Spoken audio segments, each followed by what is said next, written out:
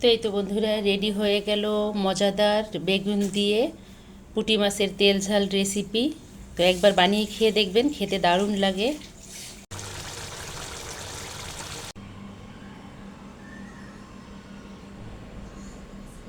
আপনারা সবাই কেমন আছেন? আশা করি ভালো আছেন। আমরাও আল্লাহর রহমতে ভালো আছি। তো প্রতিদিনের মতো আজকেও হাজির হলাম, তবে আজকেও কোনো ব্লগ ভিডিও দেব না। আজকে একটা রান্না করব, ভাবলাম সেটা আপনাদের সঙ্গে শেয়ার করি। তো এই রান্না আমরা কম বেশি সবাই জানি, তারপরও আমি রান্নাটা যেহেতু করব আপনাদের সঙ্গে শেয়ার করি। তো এখানে কি নিয়েছি দেখেন, একদম ফ্রেশ টাটকা পুঁটি মাছ। এটাকে কে কী বলে জানি না, তবে আমাদের দেশে এটাকে পুঁটি মাছই বলে। সবাই পুঁটি মাছই সম্ভবত বলে। একদম চকচকা পুঁটি মাছ। একটা মোয়া মাছ চলে আসছে না? তো আমি এখন এই পুঁটি মাছগুলো ভালো করে কেটে নেব। কেটে নিয়ে তারপর ধুয়ে ভালো করে পরিষ্কার করে নেব, নিয়ে তারপর রান্নাটা করব। তো আজকে ভাবছি যে আমি পুঁটি মাছের তেল ঝাল করব। পুঁটি মাছের তেল ঝালটা খেতে কিন্তু দারুণ লাগে, আর যদি বেগুন দেওয়া যায়, শীতকালীন বেগুন সাথে ধনিয়া পাতা, তো কোনো কথাই নেই তাহলে। তো এই তো বন্ধুরা, এখন আমি মাছগুলো ভালো করে কেটে পরিষ্কার করে নেব, নিয়ে তারপর রান্না করব। মাছগুলো একদম ফ্রেশ, তাই না?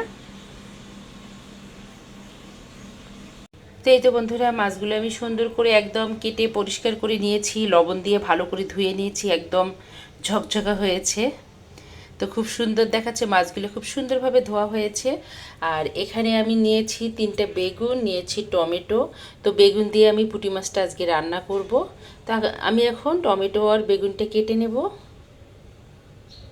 তো আমি কড়াইটা এখানে বসিয়েছি, আর আজকে আমি পুঁটি মাছের তেল ঝালটা রান্না করব একদম ঘানি টানা সরিষার তেল দিয়ে। তো আমি সরিষার তেলটা দিয়ে দিচ্ছি। আর ঠান্ডার সময় সরিষার তেল খেলে তো সর্দি কাশি আল্লাহর রহমতে ভালো হয় আমার জানা মতে। তো তেলটা গরম হতে হতে আমি এখন এখানে দিয়ে দেব লাল মরিচের গুঁড়াটা, দিয়ে দেব স্বাদ মতো লবণ, আর দিয়ে দেব হলুদ। তো মাছগুলোকে এখন আমি ভালো করে মেখে নেব। মেখে নিয়ে তারপর আমি ভেজে নেব। মাছগুলো না একদম টাটকা, এত ভালো লাগতেছে দেখে আমার যা বলার মতো না।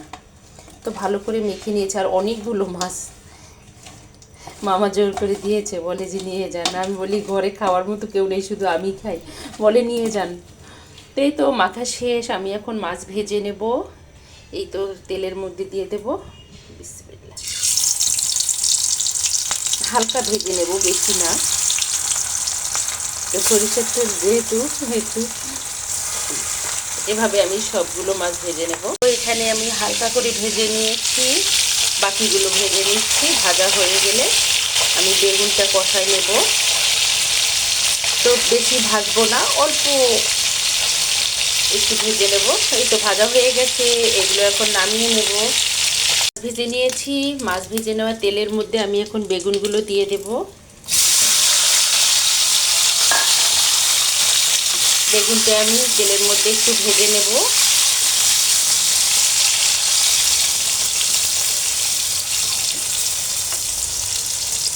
তো বেগুনটা আমি 2 ফালি করে নিয়েছি, 4 ফালি করিনি, কারণ বেগুন এমনিতে গলে যায়।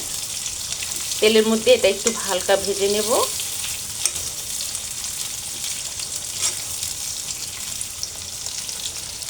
বেগুনটা ভাজা হয়ে গেছে, আমি এখন উঠিয়ে নেব। কারণ মাছটা যেহেতু খুবই নরম, এজন্য বেগুনটাও একটু ভেজে নিলাম, তাহলে অল্প সময়ের মধ্যে হয়ে যাবে, মাছটা গলে যাবে না। তো বেগুনগুলো এখন আমি তুলে নিচ্ছি বন্ধুরা। তো এক একজনের রান্নার ধরন এক এক রকম, এজন্য ভুল ত্রুটি হলে ক্ষমার দৃষ্টিতে দেখবেন। আমি যেভাবে রান্না করি সেভাবেই শেয়ার করি, অন্য কাউকে অনুকরণ করি না।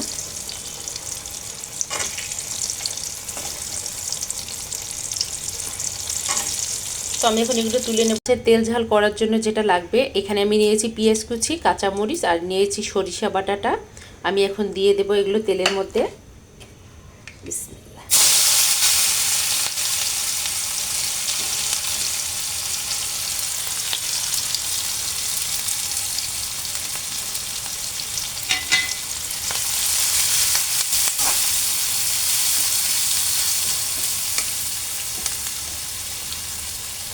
সরিষা বাটাটা আপনারা আপনাদের পরিমাণ মতো দিতে পারেন। আমি যেটুকু খাই আর কি সেটুকুই দিচ্ছি। একটু কষাই নিয়ে তারপর আমি বাকি মশলাগুলো দিয়ে দেব। এখন বাকি মশলাগুলো দিয়ে দেব। বাকি মশলা তো দেব, হলুদ দেব আর একটু লবণ, কারণ এর আগে মাছ ভেজে নেওয়ার সময় তো লবণ দিয়েছি। আর দেব আমি জিরার গুঁড়াটা, শুধু জিরার গুঁড়াটাই দেব, আর আমি কিছু দেব না। এটা দিয়েই তেল ঝালটা করে নেব আমি। তো আমি এখন মশলাটা কষায় নেওয়ার জন্য একটু পানি দিয়ে দেব।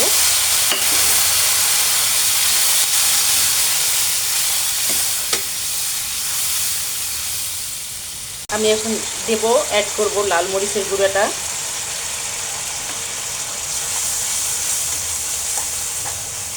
এটা ভালো করে কষায় নিয়ে আমি বেগুনটা দিয়ে দেব। তেলটা উপরে উঠে আসলে বেগুনটা দিয়ে দেব।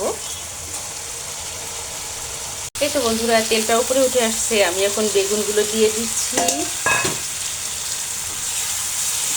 সরি, আমি এক হাত দিয়ে ক্যামেরা ধরেছি আর এক হাত দিয়ে রান্না করতেছি, কিছু মনে করবেন না। এজন্য মাঝে মধ্যে এরকম লাগতেছে, কারণ আমি হলাম খুব অলস। ট্রাইপডটা যে আমি বের করব, ট্রাইপডটা সেট করব, সেটাই করি না। তো এই তো আমি এখন পানি দিয়ে দেবো পরিমাণ মতো। পানিটা ফুটে আসলেই মাছগুলো দিয়ে দেবো। আমি এখন পানি দিয়ে দিচ্ছি।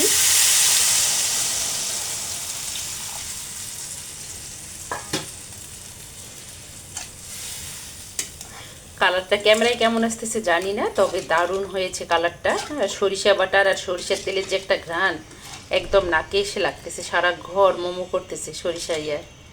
তো এই তো পানিটা আমি এখন এটা ঢাকনা দেবো 5 মিনিট। পানিটা ফুটে আসলে মাছগুলো দিয়ে দেব। বন্ধুরা, পানিটা ফুটে আসছে, ঝোলটা, আমি এখন টমেটোগুলো দিয়ে দিচ্ছি। তো টমেটোটা আমি আগেই দিচ্ছি, কারণ মাছটা ভেঙে যেতে পারে, এই জন্য। এখন আমি মাছটা দিয়ে দেব, দিয়ে আমি নামিয়ে নেব ধনিয়া পাতা দিয়ে। এই তো ভেজে রাখা মাছগুলো এখন আমি দিয়ে দেব একে একে।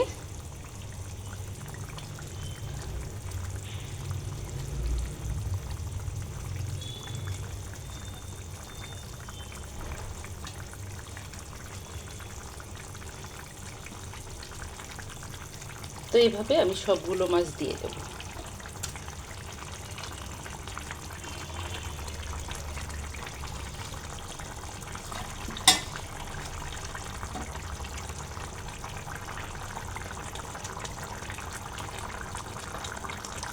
এইটা দেওয়া শেষ। আমি এখন ধনিয়া পাতাটা দিয়ে দেব, দিয়ে আর 5 মিনিট পরে নামিয়ে নেব।